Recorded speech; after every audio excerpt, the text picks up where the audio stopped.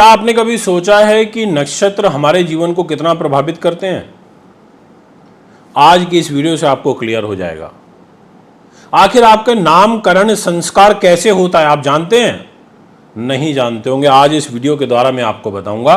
आपको ये पता चल जाएगा कि आपका नाम कैसे रखा जाता है। बहुत सारे लोग, मतलब 75% लोग इस दुनिया में अपनी राशि ही गलत देखते हैं।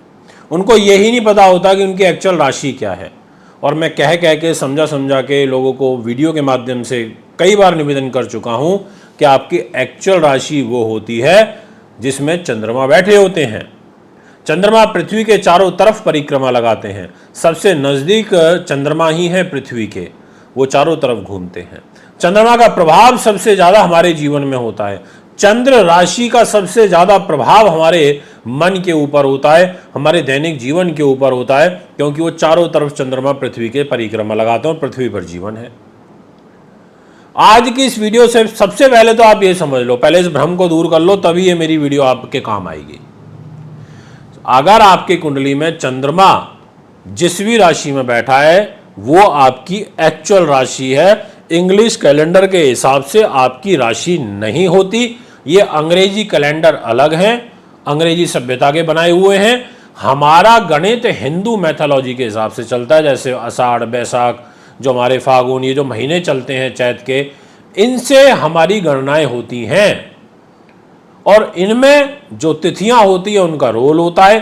30 दिन में से 15 तिथि शुक्ल पक्ष की, 15 कृष्ण पक्ष की कलाएं निर्मित होती हैं। ये बहुत डीप विज्ञान है, कभी और फुर्सत में बताऊंगा। अब राशि के अंडर होते हैं नक्षत्र, नक्षत्र के अंडर आ गए चरण, और फिर चरण से आपका नाम। जैसे आप मेष राशि में पैदा हुए, चंद्र राशि आपकी मेष है, अब उसमें 4 चरण आ जाएंगे। उसमें अश्विनी आ जाएगा, भरणी आ जाएगा और कृतिका आ जाएगा। ठीक है ना। अब ये जो नक्षत्र इसके अंदर आए, उसमें फिर इनके चरण, अश्विनी नक्षत्र के 4 चरण, पहला चरण, दूसरा चरण, तीसरा चरण, चौथा चरण, और एक चरण 6-6 घंटे चलता है। तो 6, 6, 12, 6, 18 और 1, 24। यानी कि अश्विनी नक्षत्र के 4 चरण जो हुए वो 24 घंटे में अपनी कवर कर लेंगे अपने नक्षत्र को। इसीलिए एक नक्षत्र 24 घंटे का होता है और एक राशि होती है 2.25 दिन की। अब यहां पर अगर आपका जो चंद्र राशि है, आपका जो नक्षत्र है, यदि वो आश्लेषा हुआ, जो कि नक्षत्र मंडल का 9वें नंबर का नक्षत्र होता है आश्लेषा, जिसके स्वामी ग्रह होते हैं बुध। अब यहां से फल चालू होता है। तो आप थोड़े से अपनी बातों को पॉलिश तरीके से रिप्रेजेंट करोगे, आप थोड़े से बेशर्म भी हो जाओगे। मतलब आपको कोई कितना डांट ले, कुछ भी कर ले, आपको ज़्यादा फर्क नहीं पड़ेगा, ना ज़्यादा परवाह करोगे, फिर बाद में ऐसे ही हो जाओगे। आप थोड़े से मूडी किस्म के रहोगे। मूड करेगा काम करने का तो ठीक है, नहीं तो नहीं करोगे। क्रोधी भी आपका स्वभाव देखने को मिलेगा और बुरी आदतों को जल्दी कैच कर लोगे, क्योंकि बुध है, बुध बुद्धि का कारक है, तो नकारात्मक रूप में चलने लगोगे जल्दी से, और असत्यभाषी हो जाओगे, अविश्वासी हो जाओगे, जल्दी किसी पर विश्वास करके नहीं चलोगे। आपको पशुपालन का शौक रहेगा, आपको फल औषधियां रखना, बनाना, इस प्रकार यानी कि नेचर से आपका लगाव रहेगा, या इस तरीके के व्यापार में आप आगे बढ़ सकते हो। ऐसा एक व्यवहार आपका देखने को मिलेगा। ये मैंने आश्लेषा नक्षत्र, जो कि 9वां नक्षत्र है, और आज एपिसोड 3 है जिसके बारे में मैं आपको जानकारी दे रहा हूं। अब आपसे बात करूंगा नेक्स्ट नक्षत्र, जो कि 10वें नंबर पर आता है, उसको बोलते हैं मघा नक्षत्र। इसके स्वामी होते हैं केतु। अब इस नक्षत्र में जो व्यक्ति जन्म लेता है वो योगी होता है। योगी से मतलब है उसकी, वो एक प्रकार से परोपकारी व्यवहार के साथ काम करता है। वो व्यक्ति धनी भी होता है, धनवान परिवार में जन्म लेगा। उसको उद्योग करना, व्यापार करना, ये चीज उसको सबसे ज्यादा पसंद रहेगी।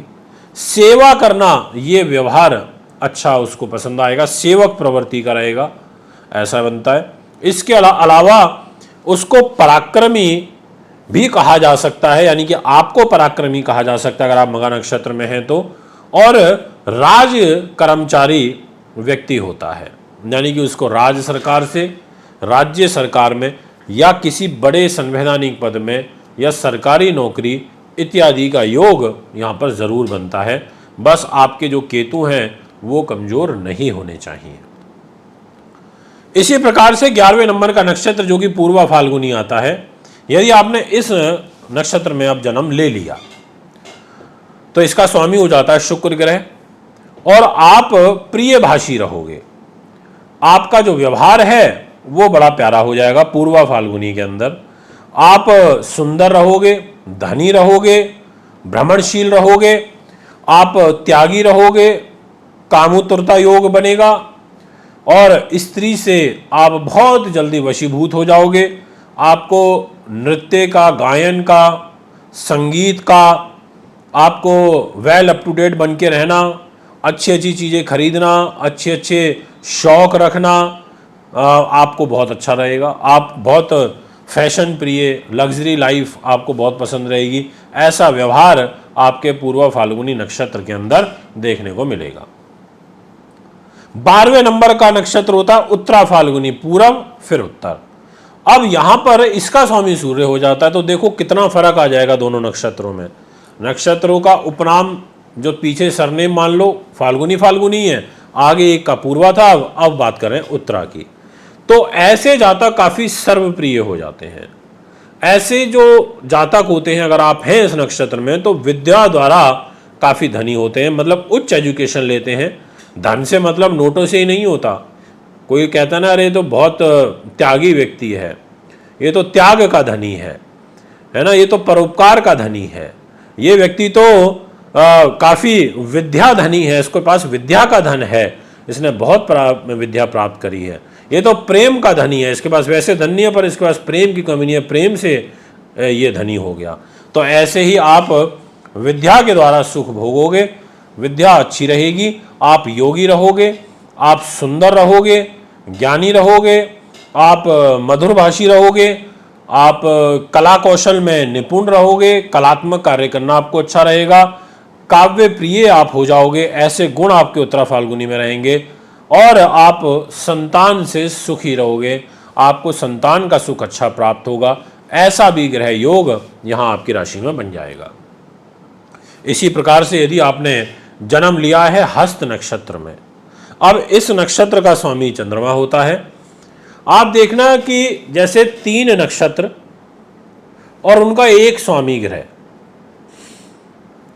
क्योंकि ग्रह तो 9 ही है, तो हर 3 नक्षत्र का एक स्वामी हो गया, तो आपको रिपीटेड नेचर देखने को मिलेगा मेरी बातों में भी।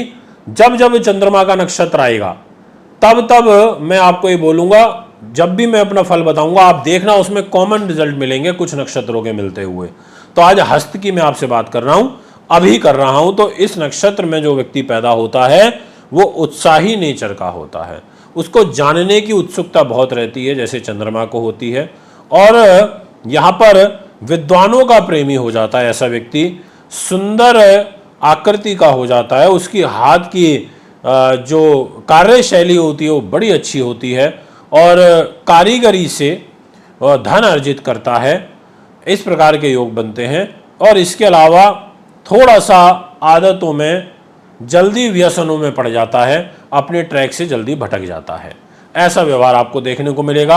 अगर आप हस्त नक्षत्र में हैं तो आपके साथ ऐसा व्यवहार होगा। दोस्तों ये है आपका फल।